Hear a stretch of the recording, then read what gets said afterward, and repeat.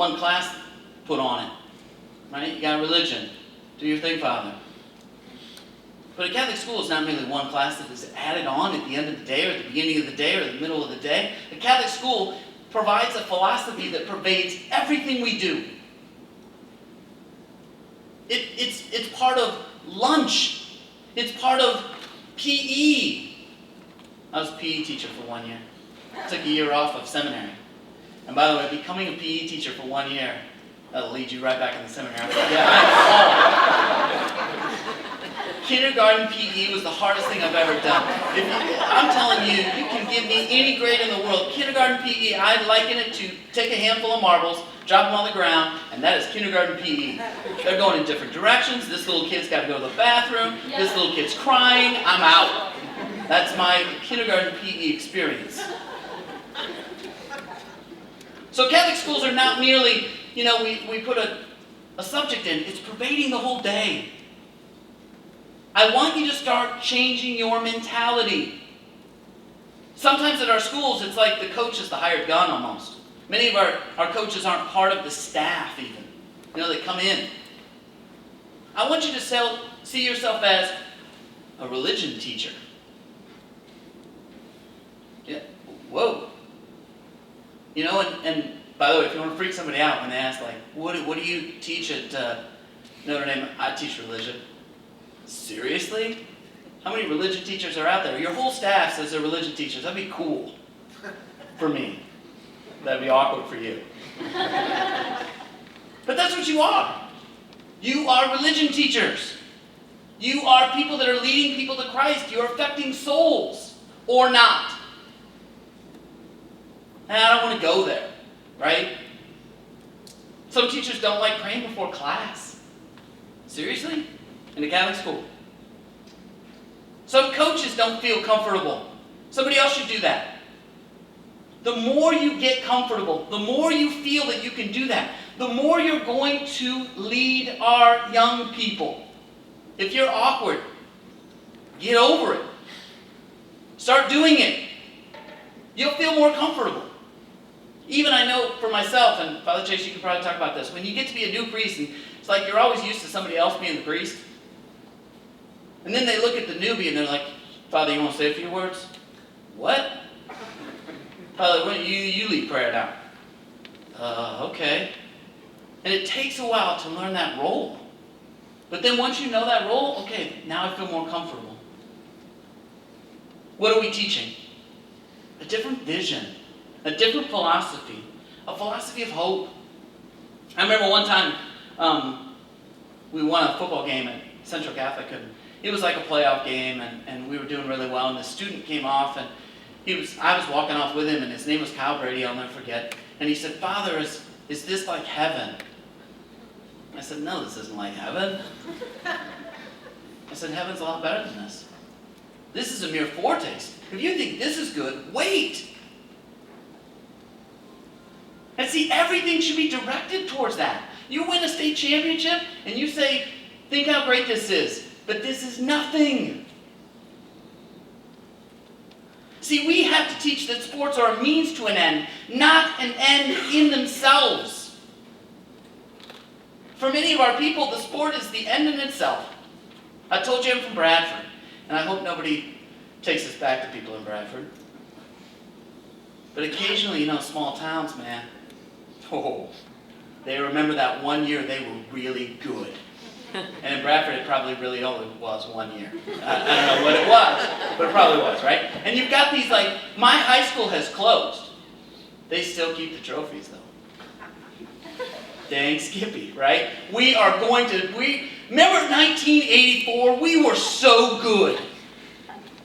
And the height of their life was the 84 JV 7th grade boys basketball team, whatever it is.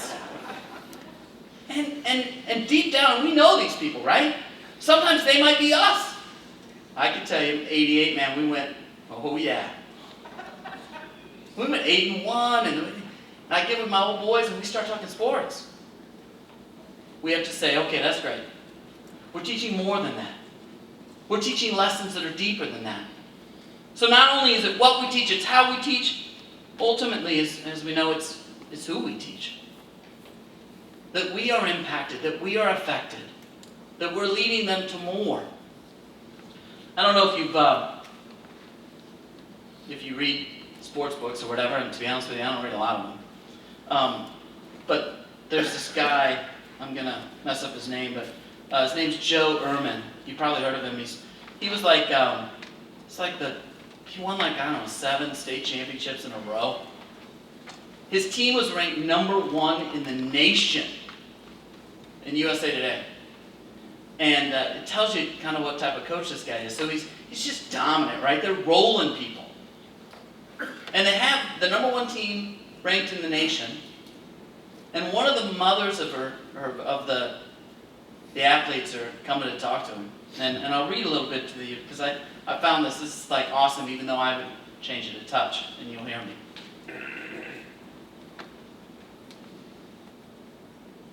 At a cookout after the scrimmage, family members included, one of the mothers casually asked Coach how things were looking for the team. How successful did he think the boys were going to be? Realize this was the number 1 team in the nation. He said, I have no idea. We're not going to know for 20 years. She said, what?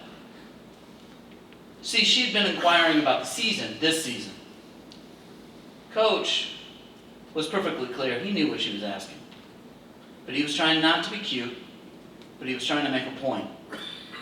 He said, I won't know how successful this team is until they come back to visit in 20 years. Then I'll be able to see what type of husbands they are.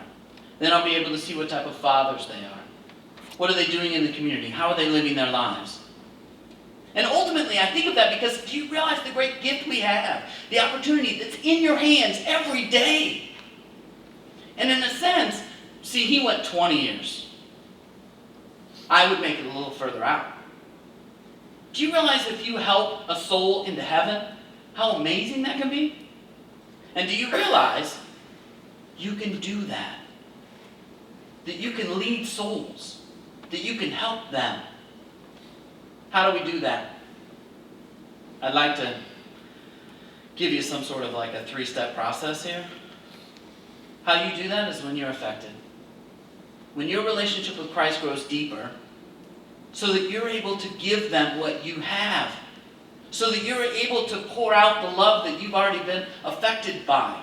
And that's kind of challenging, right? I don't know about you, but we've got our habits. Teachers, like, they pull out the same lesson plans. You probably got it's saved on your computer, right? Day 1 practice session. Whatever it is, you change the dates. That's good of you. You went to a coach's conference, you changed a couple of the drills. I want you to consider changing even more and know the challenge of this. My golf game, as I told you, was terrible. Coach, don't nod at that. And he did, and I'm not joking, and that's a terrible thing. You're a bad coach. He's not building me up. He's tearing me down. And I'm doing it to you. I'm sorry, I apologize. Anyway, my golf game, anybody who plays with me, I have a huge slice. It's terrible. But I'm consistent. I mean, if this is the fairway, I know literally I'm going to aim right here. And I'm going to hit there every time. But it doesn't go very far, right? Because it's a big slice. And every time I play with people that are halfway decent, they say, if you got that fixed, you'd be able to hit it really far. No kidding. I know this. Why do I not want to fix my slice? I'm not going to change my grip. I'm going to be bad for a while. I'm 44 years old. My slice is my slice. This is where I am, and I'm going with it. You've got habits, right? And it's kind of easier to stay where you're at than actually push yourself out there a little bit. See, and I know that if I actually change my swing, I'd rather be 85 to 95 rather than be 110 to get to 72. And I think of that analogy because I think of where you're at. And your prayer life is where it is. Your relationship with Christ is where it is. And what I say to you is, consider going deeper. Consider stepping out a little bit. The more you do that, the better coach you're going to be. Because you'll be able to teach lessons that you can't teach because it's not about you. See, and this is the challenge we have.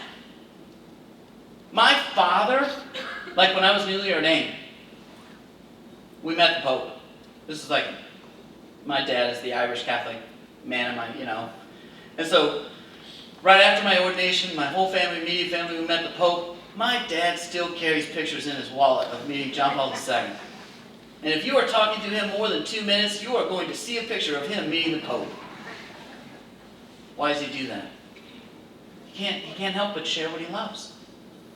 He cannot help but share what he loves. It's going to be grandchildren and the Pope. Those are going to be the two things you're going to get out of my dad. But what I say to you is, this is where we have to be. It's not magic. You can't share what you don't have. And the deeper you go with Christ, the more effective you're going to be with giving a different philosophy, a different vision, to coach more than just a game, but to coach life lessons, to lead in virtue, and to teach them ultimately to be led to heaven. Pope Benedict, when he was speaking to teachers a few years back, said this: help them to know and love the one you have encountered, whose truth and goodness you have experienced with joy. Of course, that begs the question, right? Have you encountered? Or are you just a baseball coach? Don't get me wrong, I love baseball. But if all we're doing is coaching baseball, we've got to do more than that. 500 years ago, there were missionaries going around the world to teach Jesus. I'm inspired by them. You want to talk about somebody who's not soft? Read about St. Francis Xavier. Awesome. And he went to China, and he went to Goa and India, and he went to all these places, and he was preaching. We don't have to go 500. We don't have to go across the world to teach anymore. They need to know Christ, and they're near us. You have them every day. You coach them. You learn with them. You are around them. Go deeper. Work on your prayer. Work on your commitment to Christ. See yourself having the ability to affect so many people around you. If it's been a while, go outside your comfort zone a little bit.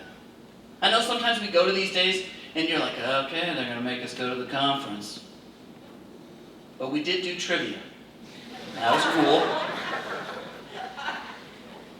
And sometimes we just like, I'm going to go through, I got to do it. The principal said I got to come. Don't see this as that. See this as, you know what? I'm going to correct my slides just a little bit at least. Maybe I don't have to aim as far right. Another analogy I like to think of is a World War I analogy. It's a lot of times I think World War I's all trench warfare. Man, I've got my trench dug. This is where I'm able to, this is what I do. Get out of your trench, at least dig a new one. Go a few feet out. So I believe in divine providence. You aren't where you are because you were in the hallway and somebody asked you to be a coach. And if you are, it's because I was in that hallway because God had me in that hallway. You are where you are because God wants you to affect souls. And it is not merely my job. It's our job. Realize the great opportunity you have. As a priest in the Diocese of Peoria, I'll be honest with you, I cheer for all of our Catholic schools. Since I taught in Catholic schools for like 10 years, this is terrible, and I have a competitive side to me that is unredeemed, and I'm working on it, I assure you. But like when I watch IHSA games, I'm always rooting for the Catholic schools. Always.